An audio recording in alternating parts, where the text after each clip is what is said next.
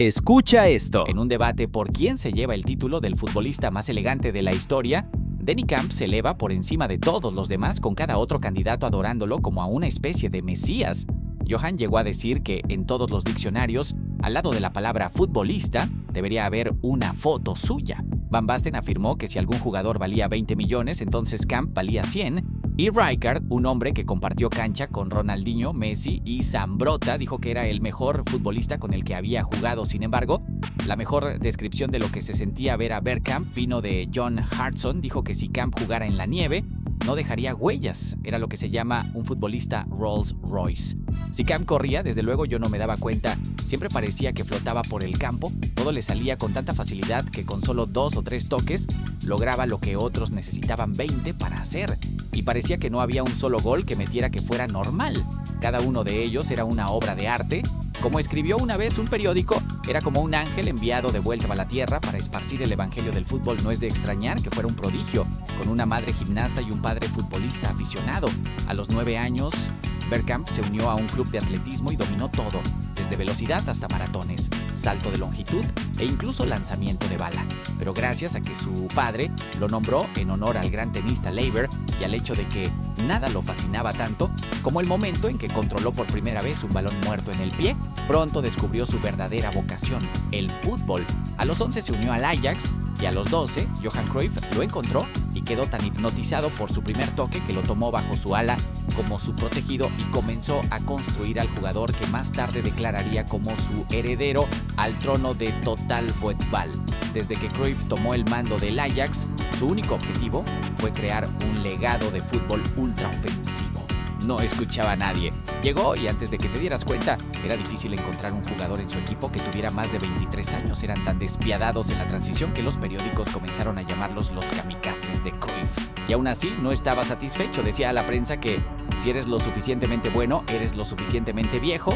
Y su obsesión con Bergkamp dejaba eso muy claro. Es difícil poner en palabras lo duro que fue Cruyff con un niño de solo 15 años. Aún estaba en la academia y lo bajaron para que lo marcaran múltiples jugadores mientras tenía que cargar con el equipo. Luego lo hizo jugar en todas las posiciones hasta que las dominó todas y tras meses de tortura le dio su debut. Y lo que siguió fue uno de los comienzos más aterradores en la historia del fútbol. Después de solo 3 partidos con el club, Cruyff se acercó al chico y le dijo que lo convocaría para el partido de ida contra el Malmo por los cuartos de final de la Recopa. Al principio, Bergkamp estaba en la luna, pero cuando el partido fue pospuesto por una tormenta de nieve, miró el calendario y se dio cuenta de que no podría unirse al equipo. Tenía un examen de biología, pero Cruyff no se echó atrás. Envió a un representante del club a esperar a Bergkamp fuera de la escuela. Lo subieron a un avión a Copenhague y luego cruzaron el Mar del Norte en barco para que pudiera estar allí. Cuando los periodistas se enteraron de la historia, ridiculizaron al jugador y al entrenador preguntando qué clase de chico de 17 años merecía tanto esfuerzo. Para su satisfacción, ese día el Ajax perdió 1-0 y Camp jugó solo 14 minutos, así que yendo contra el consejo de todos, en el partido de vuelta Cruyff lo puso de titular. Ese día Camp no parecía el jugador que llegaría a ser. Fue colocado en la banda, nervioso, inseguro, pero era difícil encontrar otro joven que pudiera atormentar a su marcador como él lo hizo. Como dijo Rijkaard, Dennis jugó con ese hombre, lo dejó daltónico. Así que al minuto 87, incluso con Van Basten dominando en goles, cuando Cruyff sacó a Bergkamp del campo, los 25,000 espectadores se pusieron de pie y lo aplaudieron. Había sido titular por menos de un mes. Cuando Cruyff llegó a la conferencia de prensa, le preguntaron por qué tenía a un jugador así en las reservas. Y respondió: lo tienen mal, no es Camp quien entrena con las reservas. Usamos a las reservas para entrenar a Camp y su examen de biología lo aprobó. Pero después de ese día nunca volvió a la escuela. Para fin de año ya estaba en la cancha cumpliendo su sueño cuando el Ajax ganó la Recopa, pero 8 meses después, Cruyff se fue. Y en los siguientes 3 años pasaron 6 entrenadores distintos. Esa misma temporada, cuando el Ajax desperdició la oportunidad de ganar otra Recopa consecutiva, todos sabían que las cosas iban mal. Entonces llegó Kurt Linder. En pocas palabras, era el anti-Cruyff. Apenas conoció a Camp, lo mandó de vuelta a la academia y le dijo al nuevo técnico que ese chico no servía. Por suerte, ese técnico era Louis van Gaal, quien no solo fue lo suficientemente inteligente como para ver que Linder se equivocaba, sino que también diseñó un sistema ofensivo basado en que Camp se moviera libremente como segundo delantero y apenas fue reinsertado en el 11 titular, lo convirtió en el motor ofensivo del equipo. En su primera temporada completa, el Ajax anotó 120 goles, de los cuales Camp participó en 37, pero la temporada siguiente fue su gran estallido. Ganaron la Copa de la UEFA, Camp fue el máximo goleador del torneo con 6 tantos, el equipo fue tercero en la liga y él fue el máximo goleador con 25 goles. Al año siguiente repitió la hazaña, fue otra vez el máximo goleador, con 24 goles, y el Ajax ganó la liga después de 5 años. Y el siguiente año fue aún más escandaloso, el Ajax ganó la Supercopa, la Copa KNVB y la Copa de la UEFA. Camp fue máximo goleador del torneo con 7 goles y volvió a ser el máximo artillero de la liga con 26. En otras palabras, fue el mejor delantero de Europa por 3 años consecutivos. Pero en lugar de irse al Barcelona o al Milan, donde se esperaba que continuara su ascenso, decidió irse al Inter. Ahora el Inter era un club histórico. Sin embargo, a principios de los 90, estaba lleno de veteranos y dirigido por entrenadores que valoraban la defensa por encima de todo. Así que el fichaje de Camp sorprendió a todos. Sin embargo, lo que nadie sabía era que, a pesar de haber sido el goleador del torneo europeo más importante, Camp fue ridiculizado por la prensa holandesa porque no anotó en la Eurocopa de ese año.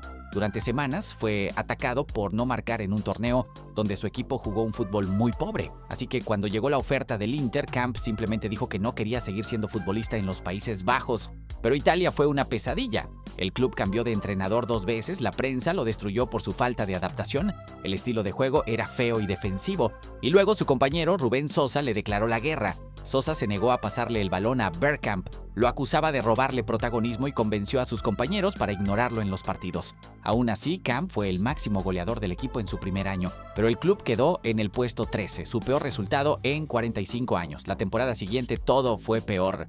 Tuvo una lesión, apenas jugó, el Inter fichó a 2 delanteros nuevos y terminaron sextos. Y cuando la prensa lo nombró como el mayor fracaso del fútbol italiano, Camp lo soportó hasta que lo mandaron a calentar en un partido y la hinchada lo abucheó. En ese momento simplemente se dio la vuelta y se fue. No volvió a jugar con el Inter. Afortunadamente, justo entonces Arsène Wenger había sido contratado por el Arsenal y lo llamó. Le prometió un equipo que jugaría un fútbol ofensivo que giraría en torno a su estilo técnico. Al principio Camp no estaba convencido, pero Wenger le explicó que Thierry Henry llegaría en breve y que si confiaba en él vería la mejor versión de sí mismo, y eso fue exactamente lo que ocurrió. Tras un comienzo difícil, Camp fue ganando confianza y en sus primeras 6 temporadas marcó más de 80 goles, ganó 2 Copas FA y una Liga y fue nombrado futbolista del año. Y en 2002, con 33 años, cuando todos esperaban que comenzara su declive, llegó Henry. Lo que siguió fue uno de los mejores dúos de la historia. Wenger colocó a Henry como único delantero, con Camp justo detrás como un 10 flotante.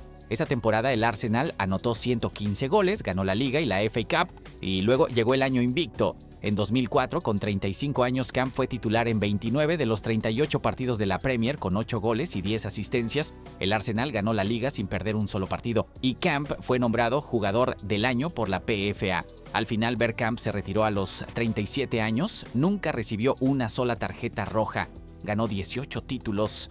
Fue nombrado 3 veces futbolista del año en los Países Bajos. Fue nombrado futbolista del año en Inglaterra, terminó tercero en el Balón de Oro, fue máximo goleador de la Liga Holandesa 3 veces, ganó la Bota de Oro de Europa y en total metió 272 goles y asistió otros 181. Pero lo que realmente distingue a Camp es el hecho de que prácticamente cada uno de esos goles fue una obra de arte, y el más impresionante, el más hermoso, el que representa lo que era como jugador, fue este. Se muestra el gol contra Argentina en el Mundial de 1998. Algunos lo llaman suerte, algunos dicen que nadie podría hacerlo a propósito, pero Camp lo explicó una vez así. El pase venía volando a 60 metros. El defensor estaba marcándome. El ángulo de tiro era ridículo. Así que lo primero que hice fue decidir lo que iba a hacer. Decidí matarlo con el primer toque, luego adelantarme al defensa con el segundo y disparar con el tercero.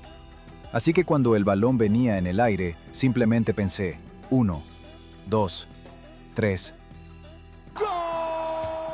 Más allá de su impacto como jugador, Dennis Bergkamp también dejó huella como formador. Tras retirarse, en 2006 regresó al Ajax, donde trabajó en la cantera y luego como asistente técnico, ayudando a desarrollar a jóvenes talentos bajo la filosofía del fútbol total. Su obsesión por la técnica lo llevó a centrarse en los pequeños detalles: control, posicionamiento y toma de decisiones. Poppy fue una pieza clave en el rediseño de la academia del Ajax junto a Johan Cruyff y Wim Jonk, modernizando el enfoque del club hacia el desarrollo formativo. En cuanto a su legado visual, se han realizado múltiples estudios y análisis tácticos sobre su forma de recibir el balón, considerándola ejemplar para entrenadores y futbolistas. Su famoso gol contra el Newcastle En 2002, donde giró alrededor de un defensor con un solo toque, es mostrado frecuentemente en escuelas de fútbol como lección de control y anticipación. En 2014, el Arsenal le rindió homenaje con una estatua de bronce frente al Emirates Stadium, capturando el momento exacto en que bajó un balón aéreo con una sutileza casi mágica. Bergkamp también ha sido citado por varios jugadores de élite como una de sus mayores influencias. Robin van Persie, Mesut Özil y hasta futbolistas de otras generaciones como Kevin De Bruyne han señalado su visión de juego como fuente de inspiración. Para muchos, Dennis no solo fue un gran delantero, sino un artista dentro del campo. Nunca gritó ni buscó el foco, pero su fútbol hablaba con una elegancia que no necesita traducción. Y es que si algo nos deja Bergkamp, más allá de los goles y los títulos, es la enseñanza de que no hace falta ser el más rápido, el más fuerte o el más mediático para dejar una huella eterna. A veces el verdadero talento está en la pausa, en la inteligencia, en saber estar justo donde nadie espera y hacer que todo parezca sencillo. Además de ser recordado como un futbolista elegante, Dennis Bergkamp también es una figura enigmática y auténtica. Uno de los detalles más curiosos de su carrera fue su conocida fobia a volar, que lo obligó a desplazarse por tierra incluso en competencias internacionales. Por esta razón, fue apodado The Non-Flying Dutchman. Esta limitación, lejos de ser una debilidad, se convirtió en una marca de carácter. Bergkamp siempre priorizó su estabilidad emocional y mental por encima de las exigencias externas, lo que demuestra su profundo compromiso con su bienestar y el de su familia. Fuera del campo, siempre fue una persona reservada. Rara vez daba entrevistas extensas, no era fanático del protagonismo y prefería dejar que su juego hablara por él. Esta actitud lo hizo especialmente querido por quienes valoran la humildad y la autenticidad en un mundo cada vez más dominado por la fama superficial. En cuanto a su visión del fútbol, Bergkamp tenía una filosofía clara. Él creía que el juego debía ser disfrutado con la cabeza tanto como con los pies. En su autobiografía Stillness and Speed, habla sobre la importancia del pensamiento rápido y la calma interior. Decía que la pausa correcta podía cambiar un partido. Esta manera de entender el fútbol inspiró a una nueva generación de entrenadores y jugadores que priorizan la inteligencia táctica sobre la potencia física. Uno de sus legados menos conocidos es su influencia en la estética del fútbol moderno. Para muchos expertos, Bergkamp representó la transición entre el fútbol físico de los años 80 y la era técnica y táctica que dominaría el siglo XXI. Jugadores como Andrés Iniesta, David Silva o Bruno Fernández han sido comparados con él por su capacidad para crear espacios, pensar el juego y mantener la elegancia bajo presión. También se debe mencionar que, pese a su bajo perfil, fue incluido en el Salón de la Fama de la Premier League en 2021, y su gol contra Argentina en el Mundial del 98 sigue figurando en las listas de los mejores goles de todos los tiempos. En entrevistas recientes, Arsène Wenger ha dicho que fue el jugador perfecto para construir un equipo a su alrededor, porque cada movimiento de Dennis hacía mejores a los demás. Y quizás eso es lo más impactante de su legado. No solo fue un genio individual, sino un conector de talento. Un jugador que entendía que el fútbol es un juego colectivo y que la belleza no está solo en el gol, sino en el pase antes del pase, en la mirada que anticipa lo invisible. Su carrera es un recordatorio de que con pasión, dedicación y amor por lo que haces, puedes transformar tu estilo en una forma de arte. Si este video te inspiró o simplemente te hizo recordar lo hermoso que puede ser el fútbol, no olvides darle like, compartirlo con otros fanáticos del buen juego y suscribirte para más historias como esta, porque en este canal el fútbol también se cuenta con el corazón. Nos vemos en el próximo video.